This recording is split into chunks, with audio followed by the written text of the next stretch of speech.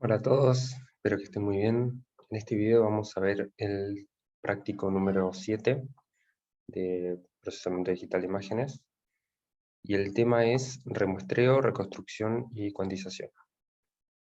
En este práctico, bueno, son bastantes cosas las que hay que hacer, pero son muchas funciones cortitas las que hay que implementar. Y yo, para mostrarles cómo debería quedar, las implementé en otro script aparte. Importo todas las funciones que definí ahí, y ahora vamos a ir viendo qué es lo que debería hacer cada función. Yo voy a explicar más o menos qué es lo que hace internamente, y la idea es que ustedes con esa idea la implementen. Es más o menos lo que se propone en la actividad práctica en la clase, de hacer, por un lado, un downsampling de la imagen, achicando el tamaño a la mitad, en realidad, bueno, a un cuarto del área sería, la mitad de las columnas y la mitad de las filas. Y después un upsampling, que sería aumentar el doble la cantidad de filas y columnas, y cuantizar a una cantidad que nosotros especifiquemos de niveles de gris, por distintos métodos. Lo que va a cambiar un poco es cuáles métodos vamos a usar. Bueno, vamos a trabajar con imágenes en escala de gris. Para la primera parte, con esta imagen, con cualquier imagen funciona bien. Y después, para la parte de cuantización, vamos a usar otra imagen, porque por ahí en esta no se aprecia tanto los efectos que pasan en la cuantización. Pero cuando uno cuantiza una imagen, en general tiene ciertos problemas donde hay como desniveles de gris, como la imagen va variando suavemente la luminosidad, y en esta no pasa mucho en esa imagen. Entonces, lo que vamos a hacer es el upsampling y downsampling por 2, es más o menos lo que está ahí en la clase. Es, bueno, para downsampling, samplear cada 2 píxeles, es bastante simple. Después, otro método sería, en vez de ir sampleando cada 2 píxeles, ir haciendo un promedio. O sea, cada nuevo píxel va a ser el promedio de una cuadrícula de 2×2. Y después el siguiente píxel va a ser el promedio de la siguiente cuadrícula de 2×2. Y así nos queda la imagen a la mitad del tamaño. Y el último sería aplicar un filtro gaussiano a la imagen, y después hacer un sampling cada 2 píxeles. Ese es directamente el primer punto, y el filtro gaussiano ya lo implementaron en el trabajo práctico de convolución, así que es fácil. Después vamos a ver un poco la teoría de por qué el filtro gaussiano este. Después, en el upsampling sería, bueno, este sería como lo contrario, ¿no? al ser el sampling cada 2 píxeles, que sería repetir el píxel 4 veces en una grilla de 2×2. Y después la interpolación bilineal, la bicúbica que vieron en clase, y de nuevo, similar al último punto de repetir los píxeles en una grilla y aplicar el filtro gaussiano. Después, lo que vamos a hacer después es hacer un upsampling y downsampling usando la transformada de Fourier, pero para una imagen, para un tamaño arbitrario. Por ejemplo, tenemos una imagen que es, no sé, 1024×1024, y la queremos hacer de, no sé, 900×800 o 900×900, para mantener el tamaño. Y con un downsampling o upsampling por 2 no nos alcanza, nos pasamos o nos quedamos muy cortos. Y usando la transformada de Fourier es fácil hacer esos tamaños arbitrarios. Para el upsampling, lo que vamos a hacer es, calculamos la transformada de Fourier, y como queremos agrandar la imagen, alrededor le vamos a poner todos ceros, de forma simétrica, como que si le agregamos 10 filas de ceros arriba, 10 filas de ceros abajo, y lo mismo con las columnas. Y para hacer un downsampling, lo que vamos a hacer es recortar la transformada de Fourier. Calculamos la transformada de Fourier, recortamos simétricamente los bordes también, y después hacemos la transformada inversa. En el caso del padding de ceros, también la transformada inversa. ¿Eso por qué? Porque, si recuerdan el práctico de la transformada de Fourier, en la parte de más afuera, lo que está es la información de alta frecuencia. Entonces, cuando nosotros hacemos downsampling, todos los detalles de la imagen los más importantes de baja frecuencia, como incluso, por ejemplo, la forma en el caso este, la forma del tipo, que en este caso hay, que o sea, en esta región de la imagen hay algo de todo negro posicionado de esta forma, que acá es gris, el cielo es de color y eso. Los detalles, todo eso es información de baja frecuencia que está en el medio de la transformada de Fourier. Y los detalles muy finos, como, no sé, el palito este, o todos los detalles del fondo donde están los edificios y eso, son información de alta frecuencia. Cuando nosotros hacemos un downsampling, perdemos, con cualquier método, perdemos la información de alta frecuencia porque tenemos que tener una imagen más chica. Y entonces en la transformada de Fourier lo que hacemos es recortamos todo el borde, que es la parte de alta frecuencia, y nos quedamos con lo de baja frecuencia. Y eso hace que nos quede la imagen como queremos. Y después, bueno, cuando uno aumenta la imagen con cualquier método, no puede inventar detalles que no conoce. Por ejemplo, las ventanas del edificio ese que se ve al fondo. Uno no sabe cómo es ahí. Podría tratar de predecirlo de alguna forma, pero esos detalles no lo tiene, información que no tiene. Entonces, uno lo que tiene que hacer es aumentar la cantidad de píxeles sin aumentar la información que hay. Y para hacer eso en la transformada de Fourier agregamos ceros, que es nada de información directamente en la parte de alta frecuencia. Eso hace que aumente la cantidad de píxeles, pero bueno, no le estamos agregando información adicional.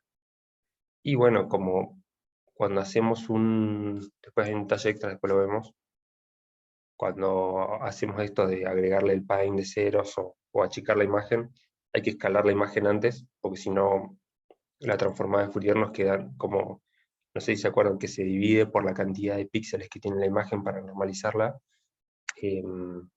Cuando cambiamos la cantidad de píxeles, esa normalización cambia, entonces hay que escalar la imagen antes. Y por último, los métodos de cuantización, que acá en la clase los métodos que propone son el cuantizado uniforme, que es directamente definir los niveles de grises. Por ejemplo, de 0 a 1 queremos definir 5 niveles, van a ser 0, 0,25, 0,5, 0,75 y 1, y asignarle a cada píxel el valor de gris que esté más cerca. Después, dithering aleatorio, que en ese caso era tomar la luminancia como la probabilidad de que el píxel sea blanco o negro. O bueno, se puede generalizar también para distintos niveles de gris.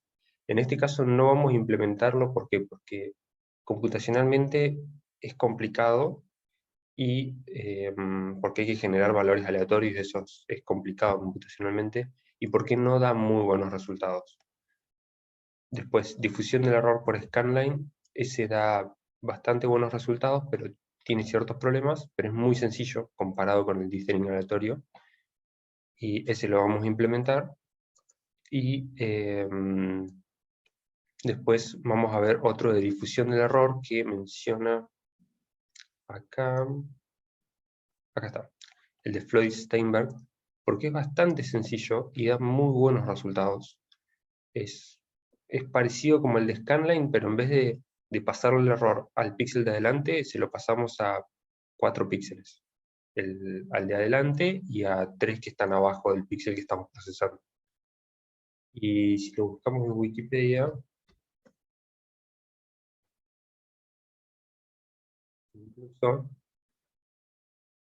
acá está el algoritmo, cómo hacerlo. Así que es básicamente traducir este pseudocódigo e implementarlo, así que es bastante sencillo. Y da muy buenos resultados. Como pueden ver, por ejemplo, acá, esta es la imagen original. Acá le aplica, dice no dithering, pero es cuantización uniforme. Probablemente acá hayan hecho algún algoritmo para elegir colores razonables, una paleta de colores razonables para representar esta imagen. Y bueno, hicieron una cuantización. No es cuantización uniforme, pero escuatización con una determinada paleta que eligieron con algún algoritmo. Y si uno hace el dithering de Friedrich-Steinberg, queda muy parecida a la imagen original utilizando la misma paleta de colores. Se nota casi todo, lo único que aparecen es el ruido ese que se lo llama de sal y pimienta a veces. Porque son como puntitos que tienen mucha diferencia con sus vecinos, pero es un puntito aislado. Y bueno, acá incluso muestra este resultado que es muy bueno, con solamente píxeles blancos y negros, representa muy bien una escala de grises,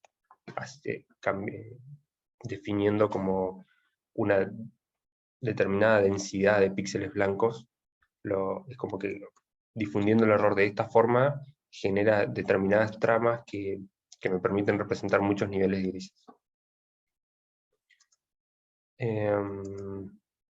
Bueno, y lo bueno que no tiene, bueno, ahora lo vamos a ver,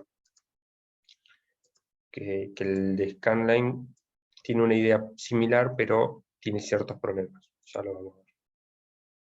Entonces, lo primero que tenemos que hacer es el downsampling por 2. Acá tengo un ejemplo de la imagen. No hay mucha diferencia, porque esta imagen ya tenía bastante resolución como para el tamaño en el que lo estoy mostrando. Entonces acá casi no se nota. En donde más se nota es acá en este palito que está inclinado, en donde se nota el efecto de aliasing, de que no es suave, se ve pixelado ahí. Y acá también en el borde donde hay una diferencia de contraste bastante grande y el ángulo es casi, acá es 45 más o menos y acá es casi 90.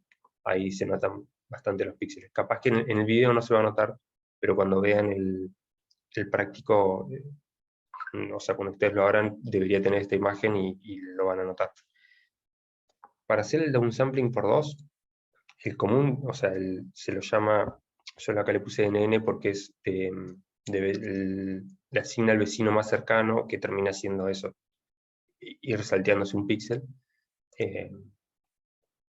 Lo que hay que hacer es agarrar la imagen directamente e ir muestreando cada un píxel, y eso encima en NumPy es muy fácil, porque si yo tengo un arreglo que es imagen, lo que tengo que hacer es ir muestreando las filas, todas las filas y todas las columnas, pero cada 2.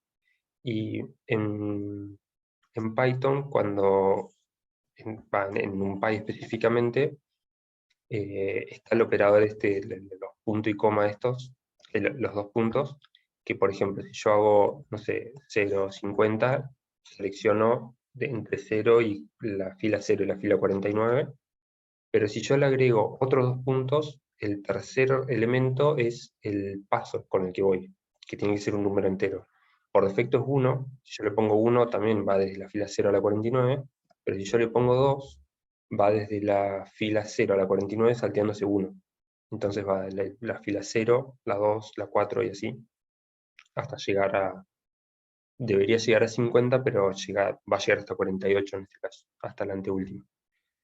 Si nosotros queremos ampliar todas las filas y todas las columnas de A2, tenemos que hacer así, que vaya desde todo, o sea, cuando ponemos solamente 2 puntos, se amplía todo, pero al paso de A2.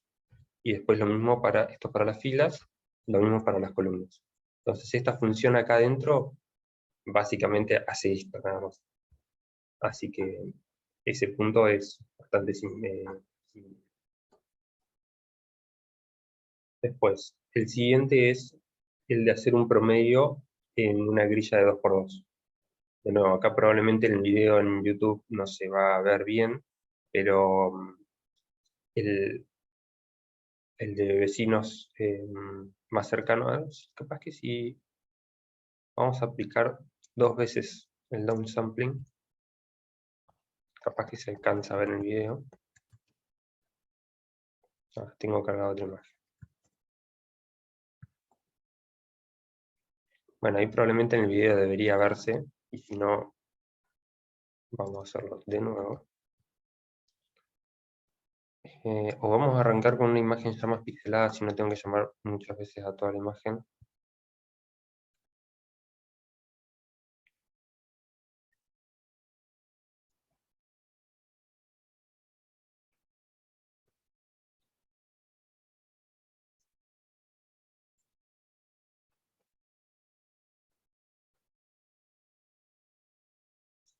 Bueno, ahí como pueden ver, la imagen acá ya está un poco pixelada. Cuando la paso, la, la sampleo de nuevo, le hago un downsampling por 2, hay mucho aliasing. Por ejemplo, acá en el palito hay píxeles blancos y píxeles negros directamente, porque está muy mal sampleada de ese lado. Cuando lo hacemos con el promedio es diferente. Ya el palito casi no se nota, pero al menos no aparece en ese blanco y negro de tan alta frecuencia. Entonces es como haberle pasado un paso abajo. Y después el último método, bueno, en ese para resolverlo es, pueden hacerlo con un ciclo for. Hay formas de hacerlo sin ciclo for, pero por ahí tienen que conocer muy bien ciertas funciones de Python, de NumPy.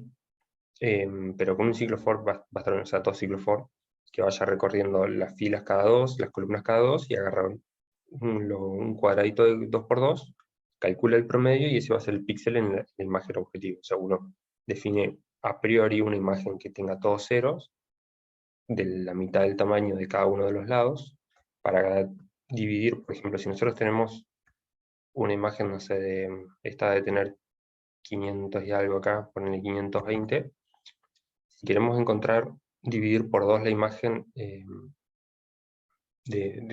que nos quede un entero, yo lo que usaría es la división entera, que es 2 barras, porque ¿qué pasa? Si tenemos 521 píxeles, lo dividimos por 2, tenemos 265 y tenemos que redondearlo, qué sé yo, tenemos que llamar a otra función. Si usamos la división entera ya nos devuelve, nos redondea con la función piso, nos deja solamente la parte entera. En realidad con la función parte entera, no función piso. Bueno, definen primero la imagen y después van recorriendo cada una de las grillas, o sea, recorriendo la imagen salteándose de a 2, y calculo el promedio y eso lo asigno a un píxel de la imagen final.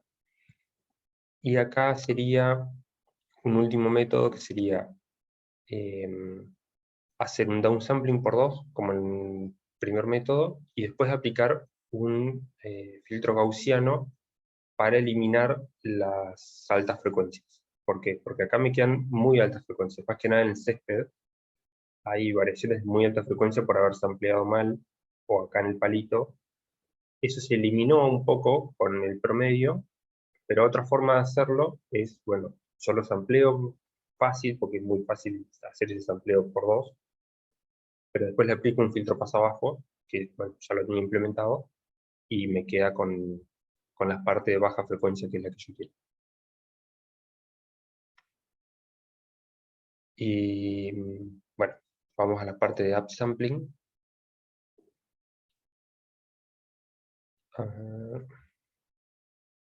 Vamos a poner imagen 2. Acá yo la...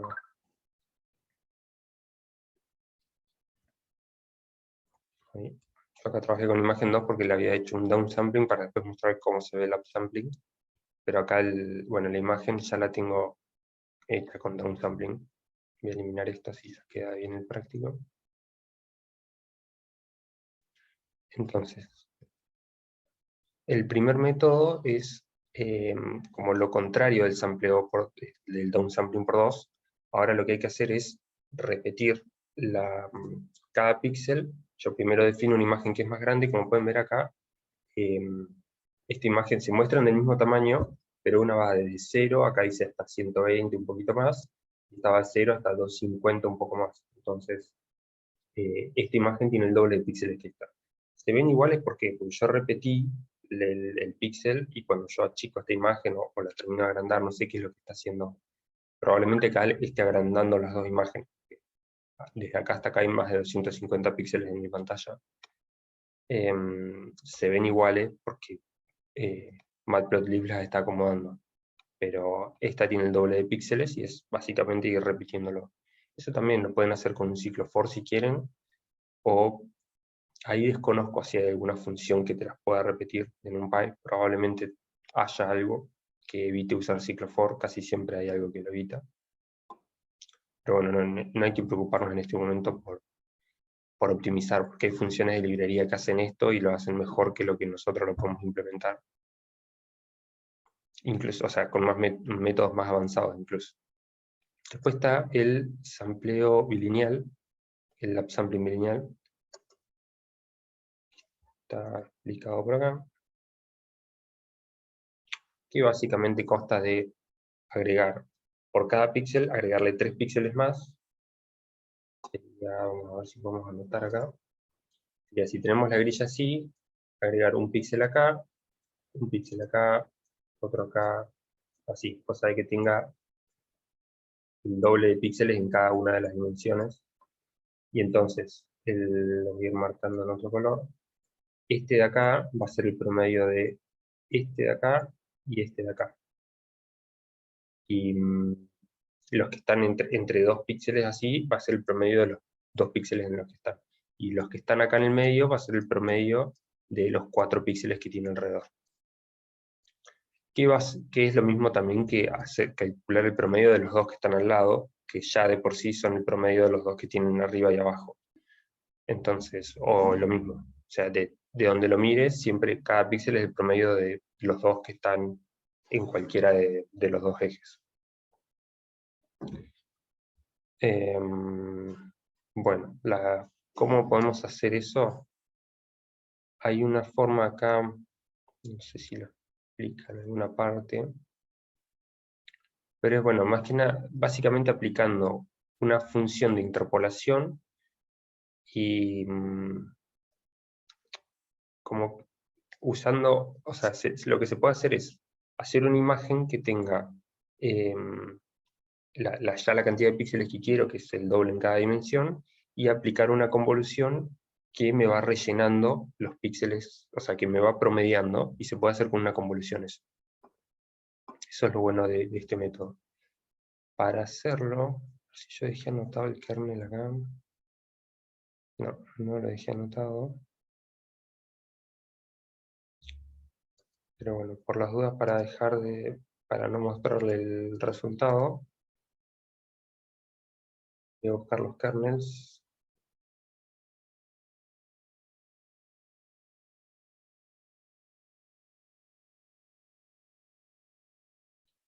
Bueno, para la forma de resolverlo que hice yo, o sea, lo que pueden hacer es directamente eso, lo que se mostró en clase, agarrar una imagen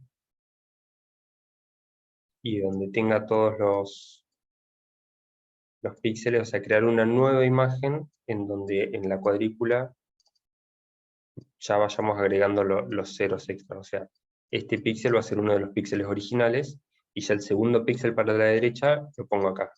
Y el que está en el medio, que quedó vacío, va a quedar un 0. Entonces inicializo una imagen en ceros y le voy agregando los píxeles así salteados. Ahora vemos cómo. Y directamente después puedo hacer otro ciclo for que vaya recorriendo y vaya calculando este píxel amarillo que estoy marcando como el promedio de los 2 que están a los costados, y así. Este amarillo como el promedio de los 2 que están arriba, este último como el promedio de los 4 que tienen las esquinas. Lo pueden hacer con ciclo for, como quieran. Se puede hacer con una sola convolución, y esto es así. Inicializamos esta imagen y construimos un kernel que sea con otro color. No lo vamos a dibujar, lo voy a escribir por acá, que sea un medio, un medio, y hago el producto exterior de eso. Entonces, bueno, me va a quedar un 1 en el medio, y creo que me va a quedar en forma de cruz así un medio, y a los costados me va a quedar un cuarto en las 4 esquinas. Si yo hago ese kernel, o sea, me va a terminar quedando, lo voy a escribir acá, así queda más claro, me va a terminar quedando. Si yo hago el producto exterior de eso, creo que está en clase, la primera fila va a quedar así, la última fila también, y la fila del medio me queda un medio, 1 y un medio. Entonces, cuando el kernel está centrado, por ejemplo, voy a poner color rojo, así termino de escribir acá. Cuando el kernel, por ejemplo, está centrado acá, tiene todos ceros alrededor y solamente está marcando el píxel del medio. O sea, solamente en el píxel del medio hay un píxel que no es 0. Y justo el kernel este en el medio tiene un 1, entonces lo copia directamente atrás. En el caso en el que está, por ejemplo, acá, tiene solamente 2 píxeles a los costados, en donde tiene un medio y un medio, entonces el píxel del medio de la otra imagen va a terminar siendo el promedio de esos dos que están ahí, a los costados, que es lo que queríamos. Lo mismo pasa cuando tiene 2 píxeles arriba y abajo, porque tiene un medio y termina siendo el promedio del que está en el medio. Y después, en el último caso, que es este que está así, tiene un cuarto y un cuarto en cada una de las esquinas, entonces termina siendo un promedio de los 4 píxeles de la esquina. Y eso se hace con el producto exterior, bueno, para hacer el kernel este, el producto exterior, ahora van a ver por qué hago énfasis en esto, de este vector que está acá. Bueno, esos son los métodos para hacer el sampleo bilineal, que como pueden ver, comparándolo con el anterior, este termina quedando el mismo pixelado que estaba acá, y este tiene la misma cantidad de píxeles que está arriba, pero es un poquito más suavizado. En vez de que acá, por ejemplo, pase de gris a negro brusco, es como que hay gris, hay negro, un gris medio oscuro y un gris. Tiene una transición un poquito más suave. Si hiciéramos la transformada de Fourier de estas dos imágenes, esta tendría bastante más alta frecuencia y esta de acá bastante menos. Y después, por último, el sampleo, el upsampling bicúbico. Este tiene más, es como que es más suave la transición todavía porque estamos interpolando a más píxeles, y pasa algo que también menciona en la, no creo que se alcance a ver en el video, pero se menciona en la clase, que es que este método genera, alrededor de donde hay una transición, algunos píxeles que son del lado del cielo como un poquito más blancos que el cielo, y del lado de la parte negra un poquito más negros que lo que realmente es. Es como que, como por tener el kernel algunos valores negativos, puede salirse de rango, que es algo que menciona en la clase. Esto lo podemos hacer de la misma forma. O genero una grilla que tenga ceros en el medio de la misma forma que el método de arriba, y después voy calculando, en vez de ser el promedio, tengo que interpolar de a 4 píxeles, en vez de interpolar de a 2. Y para interpolar de a 4 tengo que hacer con diferentes coeficientes. Y acá en clase lo que muestra es, acá, este vector de acá. Menos 1 octavo, 5 octavos, 5 octavos, menos 1 octavo. Y voy haciendo así, por ejemplo, el que está acá en el medio, el naranjita que está dibujado acá a la izquierda, va a ser 5 octavos por cada uno de los que tienen los costados inmediatos, y después menos 1 octavo por los que tienen más lejos. Y bueno, voy repitiendo eso, genero todos los que están así horizontal, después hago el mismo kernel vertical, y después lo único que me van a quedar es los puntos del medio que están vacíos, que en el método anterior al promedio de los 4, bueno, puedo hacer la misma lógica, de decir, bueno, yo primero hago todas las filas, todas las columnas, que yo ya sé cuál es el kernel, que es este, menos 1 octavo, 5 octavos y demás, y el punto este que estoy marcando con una cruz que me queda en el medio, bueno, lo calculo con estos nuevos que ya tengo calculados. Hago en otra iteración, calculo ese con el mismo kernel. Entonces, otra forma es hacerlo convolucional, al igual que la forma anterior, y en este caso también lo vamos a hacer con el producto exterior de esto, que es hacer la grilla con ceros, y después hacer el producto exterior de este vector que está acá. Pero en este caso, como hay que saltearse algunos píxeles, nos va a quedar el producto exterior de, en realidad, este vector que está acá, que va a ser menos 1 octavo, vamos a tener que poner un 0 ahí en el medio, 5 octavos, 1, 5 octavos, 0, menos 1 octavo.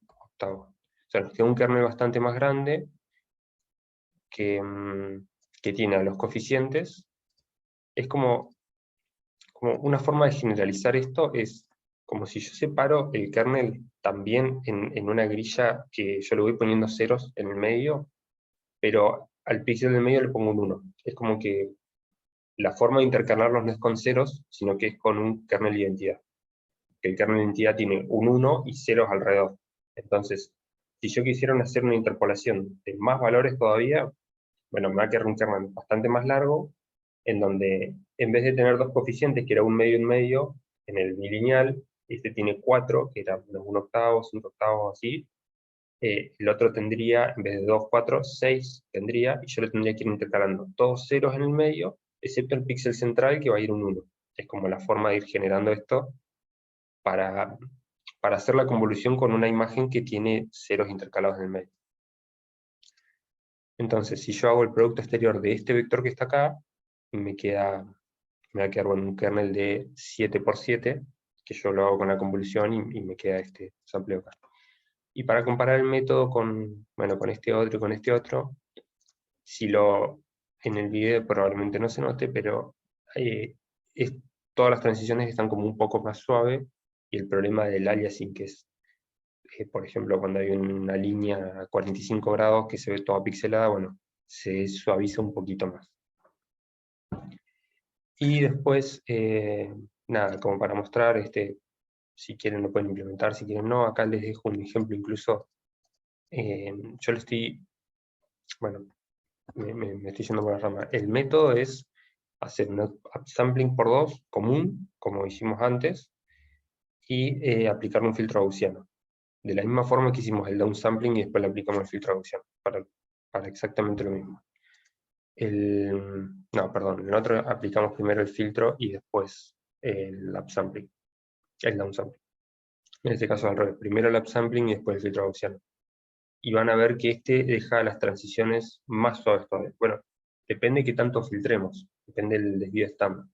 Acá yo estoy usando una función de librería de skImage, por si la quieren usar ustedes. Seguramente va a ser más óptimo que lo que uno implemente con convolución.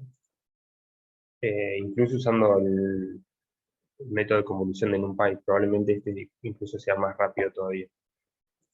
Y bueno, tienen directamente el sigma, solamente no le dan el tamaño del kernel. La función está dentro, calcula cuál es el tamaño del kernel, cosa de representar bien a la distribución normal. Si, por ejemplo, nosotros elegimos un sigma más grande, el kernel va a terminar siendo más grande para representar bien toda la campana de Gauss.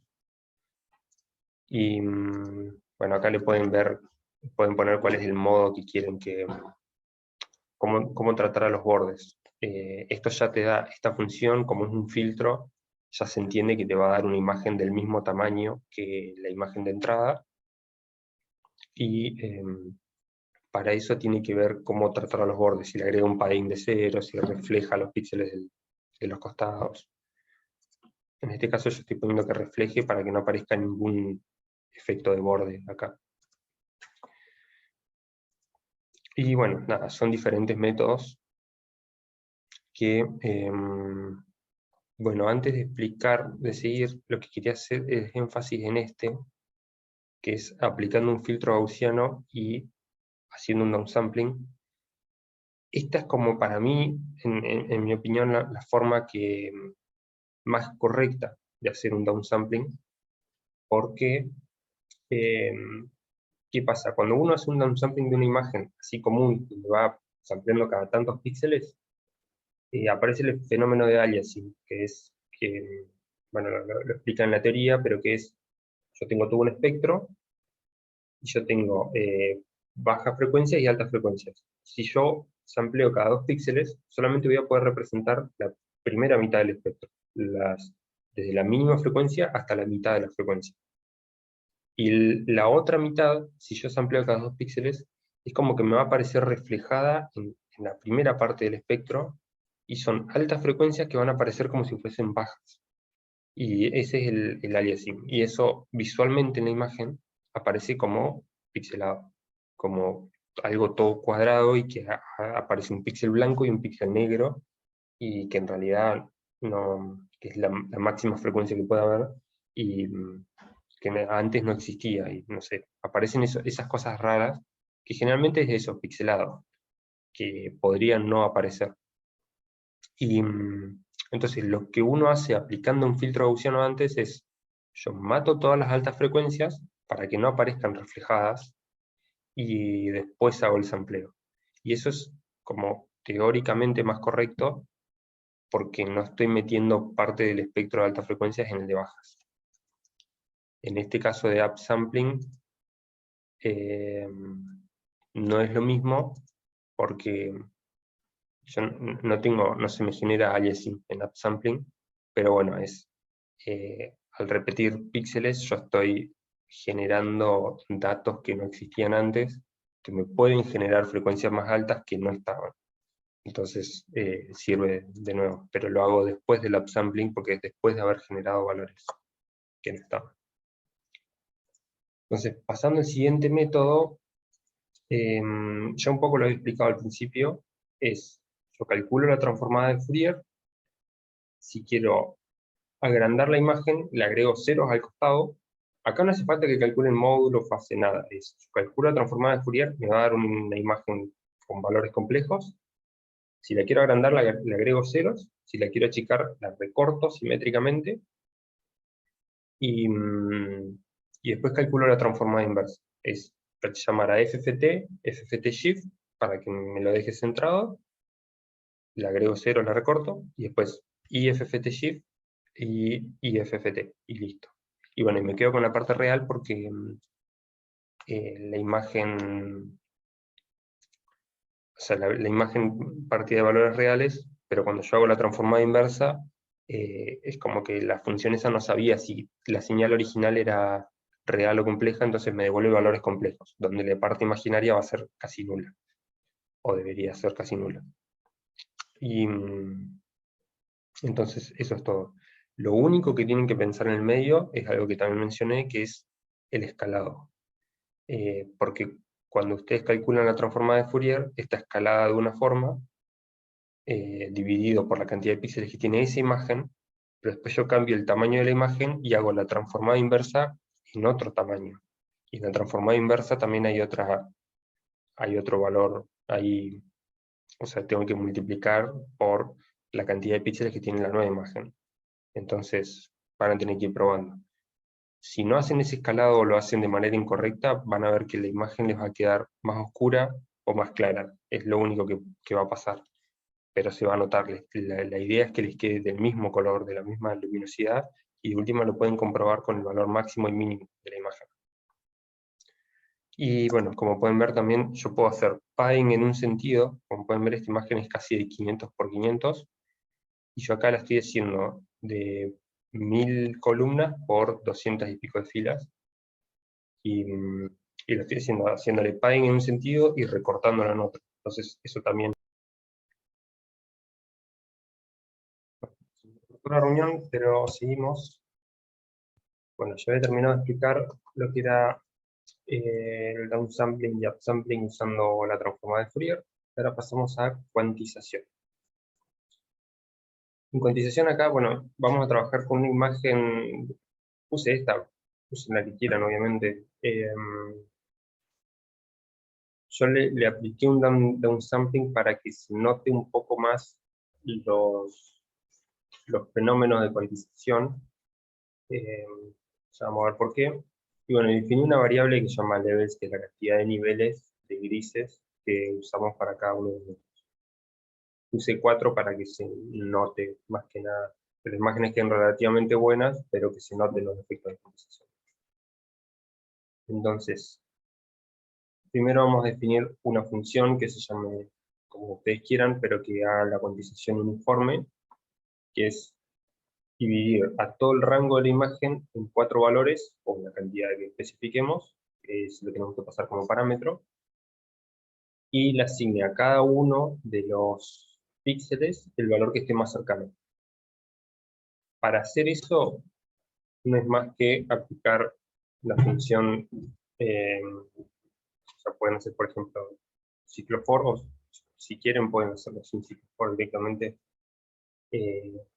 por ejemplo, si usan redondeo, y yo tengo acá no sé, imagen, vamos a llamarle X, si esto yo lo multiplico por 4, después acá afuera lo divido por 4, la imagen esta que iba entre 0 y 1, ahora va a ir entre 0 y 4. Y cuando yo después lo divida por 4, va a ir entre, o sea, esto se va a redondear, perdón, acá se va a redondear a 5 niveles, porque también hay que considerar el 0. Esto puede ir entre 0 y 1 inclusive. Y cuando multiplicamos por 4 va entre 0 y 4. Cuando yo redondeo, los posibles valores que pueden tener lo que salga de la función round es 0, 1, 2, 3 y 4, que son 5. O sea, yo acá adentro voy a tener que poner lo que sería este levels menos 1. Y después si yo lo divido por 4, vuelvo a tener el rango original. O sea, si yo tenía 0, 1, 2, 3, 4, ahora voy a tener 0, 1 cuarto, 2 cuartos, 3 cuartos y 1. Y de esa forma, bueno, acá iría levels menos 1, acá levels menos 1, y la función round puede usar, si yo le paso directamente el arreglo, o sea, esto ya directamente puede ser esta función de acá, porque lo hace en todo el arreglo, los valores. Después, bueno, Python tiene una función que se llama round, pero no me lo va a aplicar en cada uno de los píxeles del arreglo, me lo va a hacer píxel por píxel.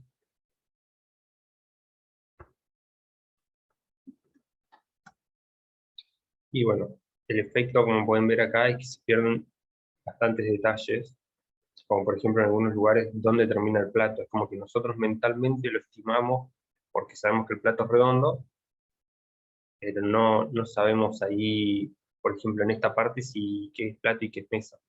Lo mismo acá. Y pasan varias cosas. Entonces todos los detalles que están en la parte oscura, donde está sombreado por la taza, son todos del mismo color. Se perdieron un montón de detalles. Entonces, lo próximo que vamos a hacer es hacer dithering, no sé si se llama dithering hacer esto, pero sería difusión de error, que no sé cuál es la diferencia, pero hay una diferencia. Técnicamente no es lo mismo. Esta sería como una, no sé si es dithering, pero bueno. ¿Qué sería? Lo que hay que hacer es, para hacer este método, como se explica en clase, yo cuantizo un píxel, voy recorriendo todas las filas. Por cada una de las filas las proceso independientemente, por eso se llama scanning. En la primera fila, o sea, por cada fila, yo inicializo al principio una variable que se llama error. Ese error, yo cuantizo el píxel, y el error que me quedó, que, excepto que yo justo el píxel sea del mismo color que un nivel, va a haber un error. Ese error lo acumulo en esa variable error, y lo puedo acumular o se lo puedo sumar directamente al píxel que viene, para no usar una variable intermedia. Entonces el píxel que viene va a tener la imagen, o sea, el valor que tiene, más el error de cuantización anterior. Entonces, por ejemplo, acá lo que pasa es, esto es casi todo negro, entonces se va a cuantizar a negro, pero el negro del cuantizado es más clarito, en realidad, que el negro, perdón, el negro original es más clarito que el negro cuantizado. Entonces cuando yo lo cuantizo me queda más oscuro. El error es como, bueno, un poquito más clarito que tenía que ser. Y si yo se lo paso al siguiente píxel, el siguiente píxel va a ser negro, pero ya va a estar un poquito más alejado todavía del píxel, del valor cuantizado. Entonces, el error ese se va a ir acumulando hasta que en algún momento me lo cuantice al primer gris, no al negro, que es lo que pasa acá. Es como que viene así, se cuantiza un gris, son todos negros, se cuantiza un gris y así. Y bueno, este método hace que se vean un poquito más de detalles. Por ejemplo, acá directamente donde estaba sombreado, yo no veía nada, no sé qué hay ahí. Sé que es todo medio parecido el color, pero no sé ningún detalle.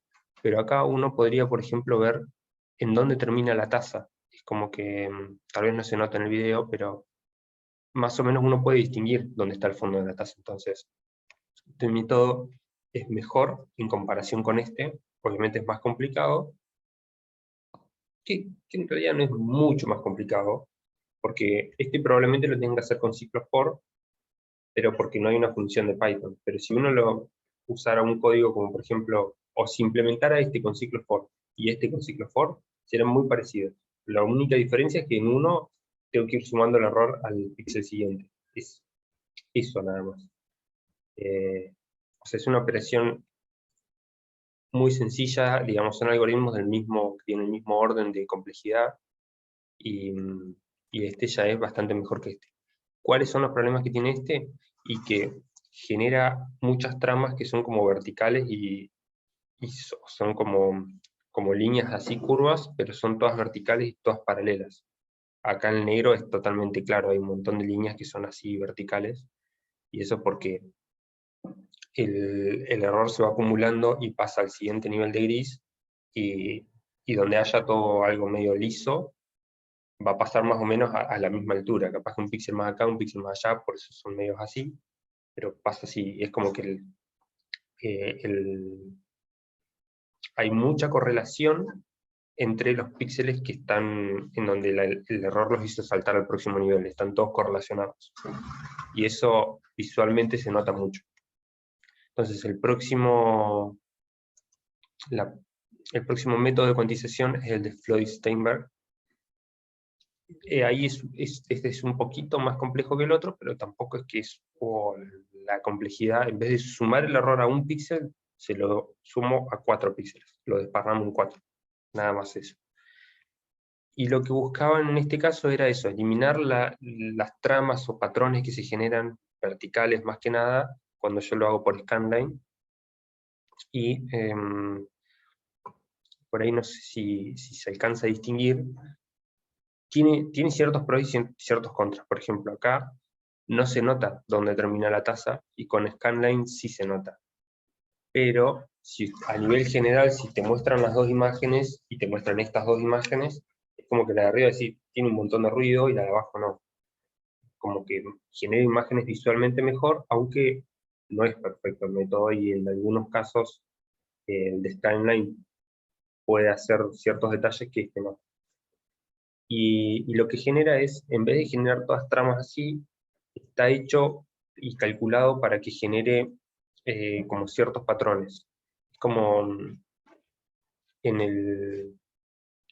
como si fuese el dithering aleatorio, que, por ejemplo, si quiero representar algo que está entre negro y el primer gris, va a haber un montón de píxeles aleatorios que sean algunos negros y algunos grises. Y la densidad va a ser más o menos la probabilidad, o sea, si la densidad va a ser más o menos qué tan cerca está uno, o sea, el valor real del negro o del gris. Si está más cerca del negro van a haber más píxeles negros, si está más cerca del gris, más píxeles grises. Este método no tiene nada aleatorio por dentro, pero está sería como que no me sale la palabra, como que difumina el error de una forma en la que se generan patrones de píxeles que permiten hacer eso, de ir como en patrones regulares que no tienen ninguna correlación espacial, generar valores intermedios entre esos dos. Y es como que, por ejemplo, si lo usáramos para probarlo acá, le ponemos 2 niveles, para que no tendría que correr desde acá. Esto no. Por ejemplo, acá le hice con 2 valores. Y como pueden ver, es como que hay diferentes niveles de grises. Por ejemplo, acá dentro de la taza, hay un bordecito todo negro. Después hay un determinado patrón, que es como otro nivel de intensidad. Otro que es otro nivel más, y después blanco. Y es como que son todas tramas que son bastante regulares, y que se ven como si fuese un gris. Si uno cerrara los ojos un poquito así, o le pasa un filtro pasabajos, se ve como un gris, y lo bueno es eso, que genera como un montón de niveles intermedios con tramas regulares entre cada uno de los niveles. Y no hay ruido tan correlacionado. Entonces este es un método que es muy bueno. Y después, bueno, por ejemplo, en la parte negra esta de acá no generó ninguna trama vertical. Como todo era bastante cercano al nivel de negro en el que lo estaban cuantizando, directamente ya la primera trama a la que genera este método ya está bastante más arriba, entonces directamente lo dejo todo negro, y eso es algo beneficioso, al menos para esta imagen que se ve acá. Y bueno, el algoritmo este de Floyd-Steinberg lo tienen acá, cómo difunde los errores, pero es básicamente eso. La única complejidad que tiene, que bueno, acá incluso tampoco la menciona, es qué pasa cuando llego a los bordes. Porque yo voy procesando, el asterisco es el píxel que estoy procesando, y yo cuantizo, calculo el error, y ese error le agrego 7/16 a la derecha y así. El tema es, ¿qué pasa si yo estoy en el píxel de más a la derecha de la imagen ya? Ya estoy en la última columna. ¿Qué hago? Le meto 7/16 a nada. Bueno, tengo que comprobar eso, porque si no, acá me va a tirar algún error. Donde yo estoy en la última columna y yo le pongo i+1, me va a decir, bueno, i+1 no existe porque ya estás en el último. Entonces yo tengo que comprobar. ¿Estoy en la última columna? Si estoy en la última columna, estos dos de acá no los puedo agregar. Después, estoy en la última fila, si estoy en la última fila, estos tres de acá no los puedo agregar. Entonces tengo que ir ahí comprobando. Es la única complejidad que puede llegar a tener. Y en el peor de los casos, o sea, le voy a tener que agregar un if. O sea, es como que en cada iteración del ciclo for va a tener que ir comprobando, estoy en la última columna, estoy en la última fila. Otra forma un poquito más óptima sería, bueno, calculo todas las... hago un ciclo for para todos los píxeles, porque eso solamente pasa en la última fila y en la última columna tengo problemas. Entonces, hago el dithering sin comprobar nada para toda la imagen, excepto la última columna y la última fila, y la última columna y la última fila las hago un poquito diferentes. Pero bueno, esto está hecho así, para que siempre vaya recorriendo de izquierda a derecha y de arriba a abajo. Entonces primero tengo que ir... acá el ciclo for va así y tiene que tener este orden, y por eso la forma del kernel, que es así a la derecha y abajo. No puedo ir desde abajo para arriba y desde derecha a izquierda, por ejemplo, porque no funcionaría. Voy a ir difundiendo ROM para atrás y nunca voy corrigiendo nada para arriba. Y bueno, eso sería todo. Cualquier consulta que tengan, la pueden escribir en Facebook, WhatsApp, o me pueden escribir a mí particularmente. Y eso sería todo. Un saludo para todos.